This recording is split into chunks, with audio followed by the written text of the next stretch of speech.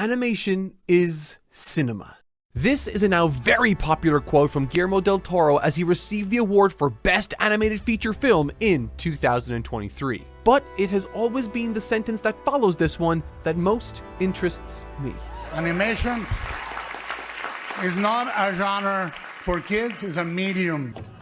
So why is animation treated like a genre? Animation of all sorts, whether it be anime, cartoons, traditional 2D, 3D, the entire medium has pretty much always been perceived as this separate lane of storytelling from live action, something meant for kids and general audiences alike. Of course, there is adult-oriented animation. Shows like The Simpsons and South Park have been around for ages now, but they are very much an exception to the rule. So much so, in fact, that they managed to carve out their own subgenre of sorts within animation, adult animated sitcoms. But why is that as far as we've gotten? Why, especially in Hollywood, are we still stuck with animation as a genre and the perception that animated projects don't have the same monetary appeal as live action ones? Well, in truth, I think that perception might not survive much longer.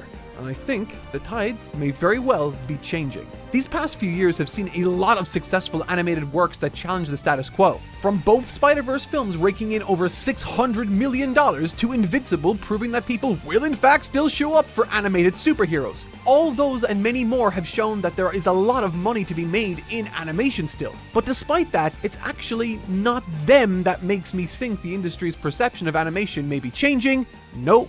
That honor goes to one of the most unique, interesting, and fresh pieces of fiction I've watched in a long while. One that truly wields animation to its absolute fullest and exemplifies the unbeatable strengths of the medium without fail. And that show is Scavenger's Reign.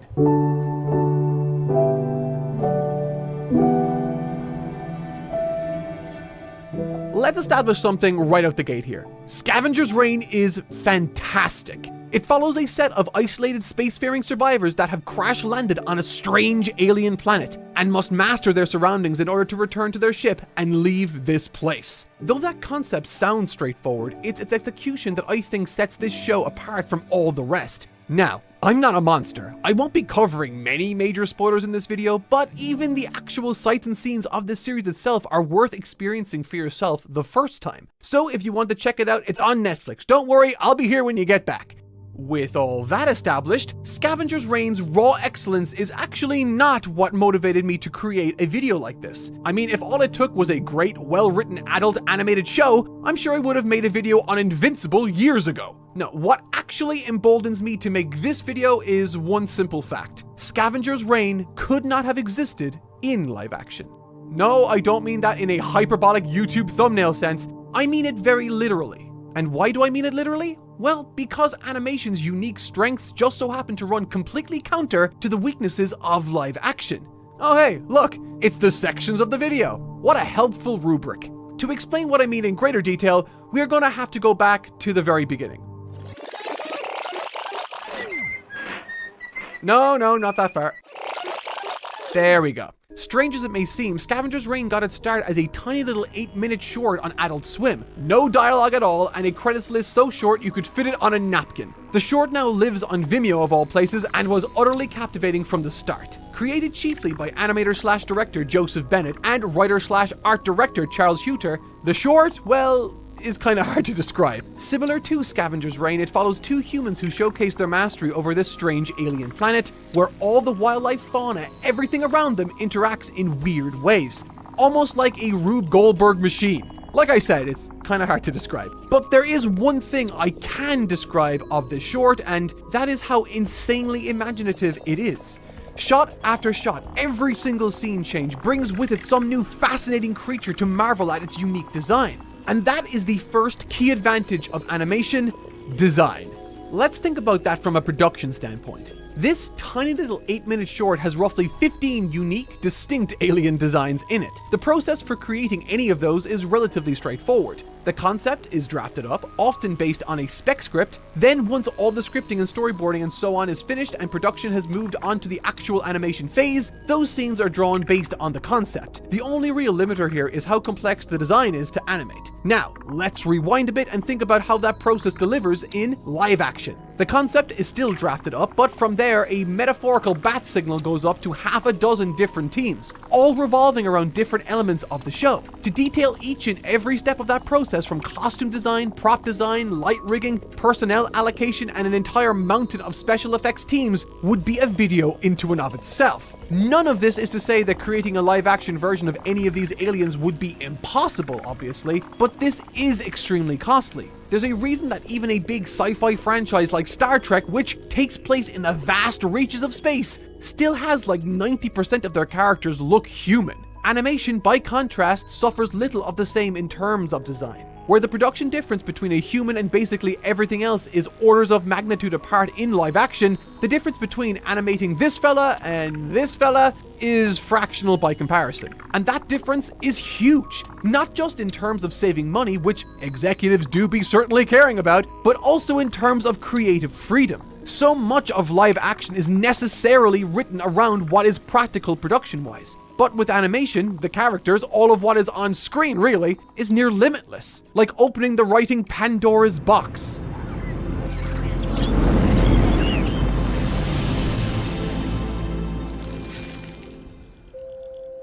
Now, this isn't at all to say that animation is cheap and easy. The opposite has been famously true for quite some time, with animation costing boatloads of money per minute compared to, say, I don't know, the extremely lean cost of plopping some humans on a set and pressing record, soap opera style. But the film and TV industry has changed quite a bit in the last decade. We are at a point now where some singular TV show budgets have ballooned up to be on par with movies, all in an effort to expand the spectacle and scope of those shows. By comparison, the flexible nature of animation is beginning to seem downright cheap. Of course, the production strengths of animation, and by extension Scavenger's reign, do not end there. Design freedom may be a huge benefit of animation, but that goes hand in hand with another of its strengths: location.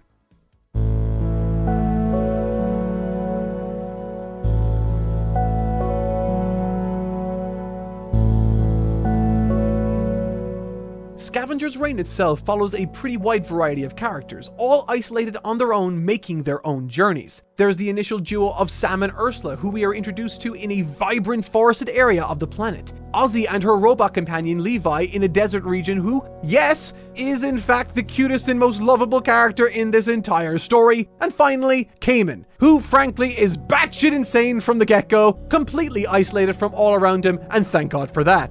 Through the pilot episode, and indeed the rest of the series, we follow the journeys of these three primary groups as they make their way through this strange and at times harsh land as best they can. With each passing scene of the first episode alone, we are taken to a new location. From a spaceship interior to a dark alien forest, to a grassy encampment to ship ruins to Ozzy's desert trials, to an unknown creature shenanigans amongst the treetops. Every single new scene the opening episode has in store comes with it a completely new location for the viewers to experience. There is a very real sense of size, space, and journey that is communicated throughout all of this series, one that is absolutely integral to the show's story and themes, and as you might have guessed, this is another element that is just not practical in live action. For live action productions, location is one of the most limiting, expensive, time-consuming hurdles in the entire process. This costly factor is the very reason bottle episodes exist. Procuring permission for a single location, scheduling and ferrying the cast to that site, set design once there, it's all super costly, and so oftentimes sitcoms will create bottle episodes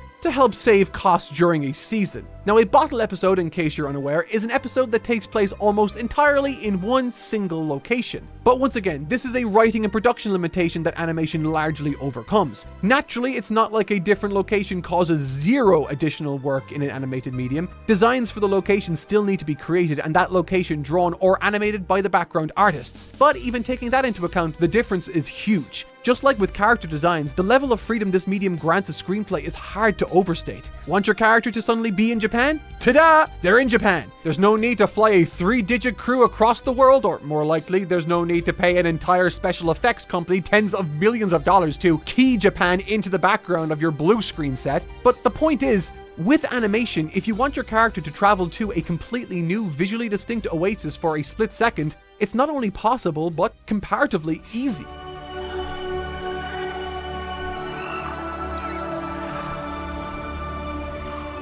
Now, I should take a moment here to say that with both location and design, I really don't want to imply that executing anything in animation is as easy as waving a wand or doodling something onto a Cintiq. Animation is remarkably hard and time-consuming. It doesn't exactly take a genius to understand why hand-drawing every single frame up to 24 drawings and backgrounds for every single second of a movie requires not only loads of time, but immense talent and teams with that to boot. And to be clear, that doesn't just apply to picturesque, near photorealistic art styles like you'll find in the film Your Name. It also applies to more stylized, minimal works like One Piece's sixth movie, The Iron Giant, or smaller scope TV shows like Samurai Jack. Even such styles as these, animation is highly time-consuming and requires a great deal of production time and talent to execute to its full potential. But having said all of that, the point was never that animation is quick and cheap, even if it has somehow started to feel that way compared to how much TV and movie budgets have ballooned in recent years. The point is that it, as a medium, has certain innate objective strengths that open up a whole world of possibilities in the storytelling landscape. Every medium does. If you don't think live action too has objective advantages over animation, then good luck animating character acting as expressive as this. Even if you're given a week, these two managed to make this happen in seconds. And speaking of actors, let's talk about the third of my sections today, casting. You know, I was doing Iron Man out of nowhere, you know. Look, it's me. I'm here to deal with it. Let's move on. I just Drop it. All right. The physicality of live action, as I said, cannot be matched. But it also brings with it an unavoidable curse: time. Actors age, they die, they retire. So much of playing a role is in the physicality of it all, and that physicality is finite. I certainly could just gesture in the general direction of, say, Stranger Things, and I think my point would be evident to say the least. Those kids are grown-ass adults now because that's just how production schedules work. But even separate from the obvious reality that children grow up, the finite physicality of actors permeates all reaches of the creative process in live action. Just recently, we've had Hugh Jackman reprising his role as Wolverine in the newest Deadpool movie, which is fun, but the march of time waits for no man, and no matter how much they may want it to be, or how potent the steroids he uses are, we can never again have Hugh Jackman play a young, spry Wolverine, much as we may want him to. Sure, they can try to de-age folks like the Terminator series has dipped into many times before, all to catastrophic and costly results, I might add, but no amount of special effects can truly turn back the clock. Meanwhile, old Wolverine just looks as young as he did 30 years ago in the new revival series X-Men 97. No super expensive de-aging CGI needed, the voice actor just strolls back into the recording booth and becomes the character just like that. Wolverine gets to look the same as well, because, cartoon. Honestly, though I joke, steroids and the general need for buff people in the world of live action is yet another struggle with casting live action individuals. A couple decades ago, we only really expected Superman to be a big, buff, muscular actor, but nowadays the expectation is continually expanding. So many blockbusters are having their actors go through rigorous training and cutting routines that are often quite a strain on their bodies and, at worst, result in actors resorting to steroids to achieve the needed look for a film. It's certainly not a sustainable practice by any means, with its own drastic health concerns, but with animation, if you need a buff guy, you just gotta draw one. Hurrah! To that same end, for a lot of stories, there is a pretty big hurdle of finding someone who accurately matches the character in mind for the story. Sure, it is easy to animate a 12-year-old monk doing backflips and martial arts while also acting his little heart out, but God save you if you're trying to cast for that role in real life. A 12-year-old? That can do advanced martial arts, tumbling, and has the ability to act, and he needs to be of East Asian descent and look the part? That is an insanely tall order. Multiply that by a triple-digit cast count, and suddenly you begin to see why adapting something like Avatar: The Last Airbender to live action is a Herculean task, to say the least. Animation avoids this entirely, though. There is no restriction in making sure the voice talent looks a certain way or can perform certain physical activities. All physical elements are separate, left up to the actual designers and animators themselves. Your character's looks and physical actions in animation are infinitely pliable, and once again, another Pandora's box is open. In the case of Scavenger's Reign, none of the main cast would be impossible to cast by any means. All of the characters look like pretty normal folks. I mean, it's not like it's going to be hard to find an old white dude with a beard to play Sam if the show were to ever be picked up for a live action series. But what about a few years from now, if the show is picked up for a subsequent season? I mean, it's going to be a bit awkward when in an imaginary season 3 of Scavenger's Reign, the live action alternate universe, we flash back to Sam for some reason and his actor is now half a decade older and it doesn't feel like much of a flashback. Because the show is animated, future Scavenger's Reign seasons are free to keep characters looking however they see fit, completely untethered from how the actors look in real life. This fourth section will be one that seems kind of odd, but I might go so far as to argue, in terms of opening creative opportunities that live action is utterly incapable of, this is bigger than any of the previous sections. And this section is Suspension of Disbelief. Let's divert for a second and take a look at this pretty unremarkable scene from the original short.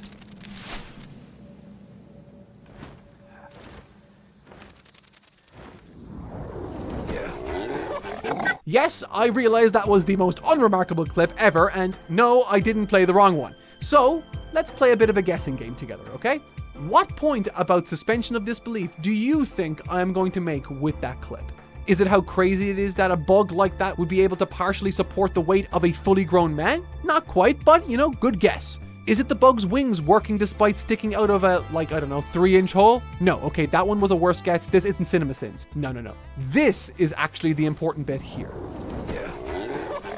That moment doesn't really seem like anything of note, but it really is. And let me tell you why. Consider that this dude just let go of a fly bug from, 2 seconds up in the air?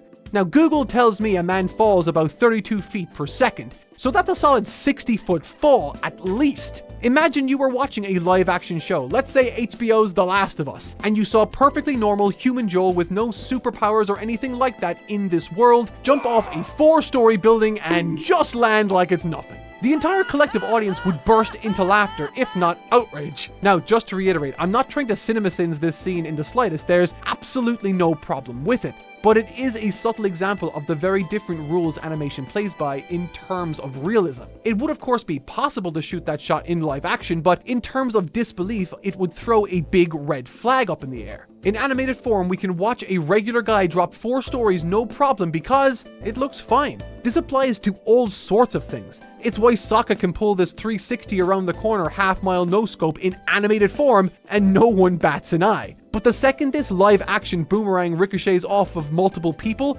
this movie loses about 10 points on Rotten Tomatoes. These are obviously all examples of animated things that seem a bit odd in real life, but the real power here is once again in what that freedom begets in terms of storytelling. If we look back at Scavenger's Reign, the series takes a fairly grounded approach to its world and actions. Characters aren't surviving being hit through walls or any of those particularly over-the-top actions that animation would indeed benefit from, but even still, so much of the story's nuance is allowed to thrive in that sort of larger-than-life reality that the medium allows for. While the show may not deal in superhero action, Scavenger's Reign is packed to the brim with mind-bending, psychedelic, and outright insane imagery. Basically, every single alien creature encounter features some sort of richly detailed, out-of-this-world element that would be very hard to pull off convincingly in live action at a minimum, and may just look outright silly no matter what at the worst. What? God, what? Cayman, the solo character of the group, hosts by far the most out-of-this-world story in the show, where his lingering sanity brings us from incredible visual to incredible visual. Between his hallucinations on the brink of insanity and his downright mortifying adventures with the hollow creature, basically every second you spend with him is a feast for the eyes. These are the sorts of things you might see for a few minutes total, even in a film as trippy and over-the-top as the Doctor Strange movie. But here, the level of splendor is ever present, and that is thanks in part to the freedom in design we touched on earlier, but also in just how different the rules of disbelief are in this medium. Honestly though, I don't think there's any better showcase of the level of visual spectacle this show consistently achieves than this singular scene in episode 3. The entire show, up until this point really, has been an almost inescapable chain of stressors and close calls, with Sam and Ursula specifically on the edge of death at all times. In this particular episode, the two are running at breakneck speeds through a living bramble maze as it rapidly closes in on them. But suddenly, amidst the chaos of this living wall, Ursula stumbles upon a scene of true beauty, or is it horror?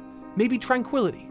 Slowly approaching this mysterious light source amidst the living pipes, what unfolds is a nearly 3-minute-long scene where the rest of the world stands still. The light unfurls, blooms, acts of its own accord as it plucks its orbs of light away, revealing a tiny humanoid creature. Wide-eyed and disgustingly cute, the two share a deep glance for a fleeting moment before the creature clears the way and pollinates the surface with one of the orbs, playing an unknowable part in the life cycle of this singular bloom. With its role fulfilled, in a matter of seconds, the creature, now shriveled like a raisin, lies down and withers away to death. Immediately covered again by pollen, the flower-like entity closes back up. That entire scene is utterly breathtaking. Animated absolutely remarkably with an amazing storyboard, foley, and soundtrack further bolstering the vision. Every single second feels like you are seeing something profound. You feel it. Ursula feels it. Even the environment surrounding Ursula feels it. And its breathing syncs with hers. In the grand scheme of the story, this scene plays a remarkably small role, but it acts as a microcosm of what Scavenger's Reign manages to achieve. A fully realized alien world where every single nook and cranny holds within it an infinitely imaginative new creature or encounter to witness or engage with. And a framing that allows that alien world to interface with our characters while sharing a compelling tale of the human condition and the desire it has to live, posing questions on the very nature of life around us. Each medium has inherent strengths and weaknesses. This should not come as a surprise to anyone in general, and certainly not after watching this video. The subtle nuances in a real-life human face breed emotional depth in a way other mediums might spend years trying to replicate. The interactability of video games allows its users to not only directly interface with the worlds its artisans create, but more directly bond with the characters within. Even something as tactile as charcoal offers a raw gestural material that can capture a subject to incredible effect, all within a single hue. Every single medium has its strengths. This whole video I've spent that time talking about those strengths in terms of animation. And yes, they do all still apply to Scavenger's Reign in a way that, without them, its story would have to be radically changed to meet a new medium. But secretly, none of those reasons are the most important element of why Scavenger's Reign could not have existed as a live-action project. They certainly do play fundamental roles, but the biggest reason is that Scavenger's Reign is small. The show achieves such lofty, imaginative heights that it's hard to even imagine, but the scope of the series' production is incredibly tiny. Its entire cast, its credits roll, including external studios, contract help, and even listing its IT staff, comes in at roughly 300 members, which, if you are unfamiliar with TV productions, may sound like a large number, but all it takes is a single viewing of a live-action show's credits roll to really comprehend just how small that is. Using HBO's The Last of Us again as an example, it blows past the 300 point a mere halfway through its duration. And that's before it even gets to the special effects teams. And that of course isn't even counting the untold expenditures on location, sets, and all sorts of real-world expenses not fully represented in a credits roll. We don't have any exact figures on the total budget used to create Scavenger's Reign, only general figures of similar animated series. But we do know the budget of something like The Last of Us, which came in at an astronomically high $10 million per episode. By contrast, the cast list and overhead of Scavenger's Reign is so small, it likely trades blows more closely with something like, say, How I Met Your Mother? Can you imagine? Seriously, can you imagine a production as lean as a multicam sitcom being capable of realizing a world as vibrant, unique, and alien as Scavenger's Reign? The likes of that have certainly been tried. Game of Thrones famously also cost nearly $10 million per episode, which is likely more than the entirety of Scavenger's Reign cost. And they still had to limit the use of fantastical elements that required CGI in the story for the sake of production. To achieve something as unbelievable as Scavenger's Reign with what, in production terms, amounts to essentially a ragtag team of misfits and nerds is nothing short of remarkable.